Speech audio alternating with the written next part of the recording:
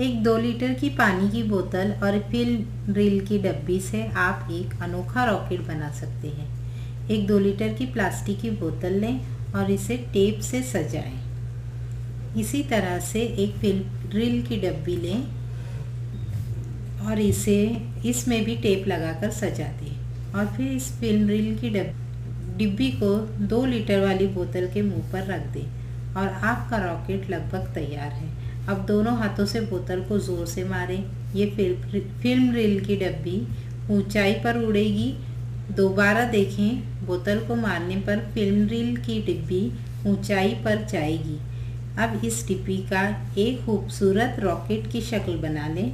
ये रंगीन खूबसूरत से रॉकेट को बोतल पर रखें। अब देखें, दोनों हाथों से बोतल पर मारने से रॉकेट बड़ी तेज़ी से ऊंचाई पर जाएगा।